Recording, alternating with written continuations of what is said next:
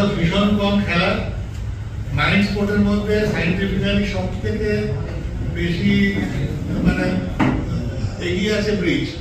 কারণ দাবার সঙ্গে ব্রিজের একটাই তফাৎ, দাবা ইন্ডিভিজুয়াল গেম, ব্রিজটা টিম গেম।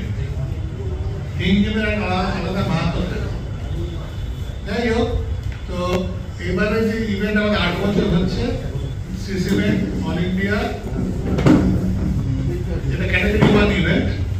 আমাদের ক্যাটাগরিগুলো তৈরি করে ব্রিগেড অফ ইন্ডিয়া বিভিন্ন র্যাঙ্কের জন্য। সরি, আগে আমি পরিচয় করছি, আমার বাঁদিকে আছেন সৌরেন দত্ত, উনি আমাদের এসএস সেক্রেটারি। ডান দিকে কিষান আমাদের এসএস সেক্রেটারি। তো আমরা যুক্ত এবং আমাদের খুব হেল্পফুল সব ব্যাপারে। এবারে যে ইভেন্ট মোটামুটি হ্যান্ড আউট সবগুলো কভার করাই আছে। এটা 8তম এই সিসিমেন্ট ইভেন্ট।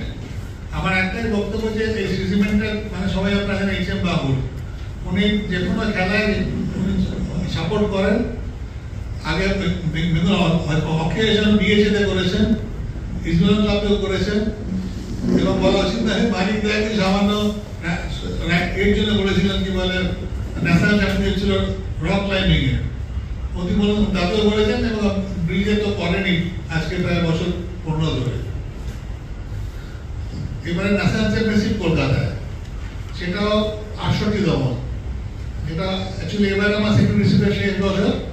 কারণ আমাদের সাইনের নিয়ম অনুযায়ী 70 বছর বয়স হয়ে গেলে সেক্রেটারি থাকা যায় না। যাই হোক, তো আমি রজনীকান্ত থেকে হাঁটবো না। রজনীকান্ত আমার last term, BF last term. কলকাতায় যেহেতু এবার ইভেন্ট ন্যাশনাল চ্যাম্পিয়নশিপ হচ্ছে, ওই আপনার কাছে আমার বক্তব্য, আমার অনুরোধ যে দয়া করে মানে ভালো করে যেন কভারেজ রাখা হয়।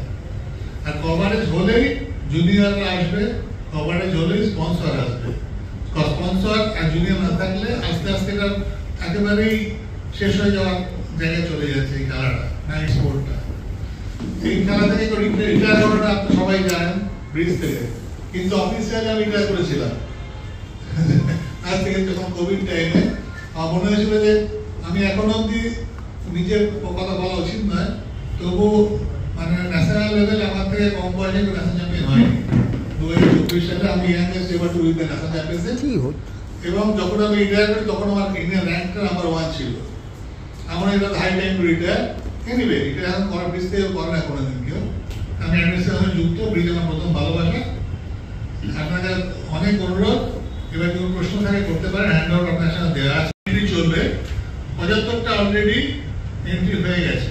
মোস্ট লাইকলি 80টা এন্ট্রি হলে প্রত্যেক ধরে 6 জন করে থাকে, মানে ধরুন সব মাঝে প্রতিযোগী থাকবে। আগে হ্যাঁ 6 জনের টিম হয়, এখন টিম এন্ট্রি ক্লোজ হয়নি, আগামীকাল এন্ট্রি চলবে। না ব্রিজে বয়স, এটা বললাম তো আমি একমাত্র 12 বছর অফিসিয়াল রিটায়ার্ড। অবশ্যই অবশ্যই আমরা দেখুন, আমি হ্যান্ড আউটে লেখাই আছে। আমার সবে সবে আমি দুবাই থেকে ফিরেছি। দুবাইতে আমাদের জোনাল চ্যাম্পিয়নশিপ থাকে, এরকম ফুটবলও এরকম ওয়ার্ল্ড কাপ যাওয়ার আগে একটা জোনাল চ্যাম্পিয়নশিপ হয়, সেখান থেকে কোয়ালিফাই করে। আমাদের এই জোনটা হচ্ছে জোন 4, তাদের bridge federation Asian middle east আমরা বলি BFAM। তার থেকে প্রত্যেক 4টে ইভেন্ট হয়, ওপেন ইভেন্ট, একটা ladies event, mixed event, senior event. প্রত্যেক ইভেন্টে 2 করে টিম ওয়ার্ল্ড কাপে যাবে, ওয়ার্ল্ড চ্যাম্পিয়নশিপ ডেনমার্কে। Corporate Bridge Association of India under the auspices of West Bengal Bridge Association and approved by Bridge Federation of India as category 1 event of the country. Category 1 আমরা এটাতেই বলি যে এই খেলার যারা যে পার্টনারশিপগুলো খেলা হয় তার র্যাঙ্কিং পয়েন্ট একটা হয়। র্যাঙ্কিং পয়েন্টটা যেরকম মাস্টার পয়েন্ট আমাদের ব্রিজে বা টেনিসেও আছে, র্যাঙ্কিং পয়েন্টটা একটা এক্সট্রা হয়। এটা সিলেকশন ট্রায়ালে র্যাঙ্কিং পয়েন্টের একটা অ্যাডভান্টেজ থাকে। ওই জন্য ক্যাটাগরি 1 ইভেন্ট এটা। এবার ক্যাটাগরি 2 ইভেন্ট যেমন এরপর আবার ইনস্ট্যান্ট চ্যাম্পিয়নশিপ হবে, এখানে ক্যাটাগরি 2 ইভেন্ট থাকে। এটা আপনাদের ইনভিটেশন না, open to all, open to all events.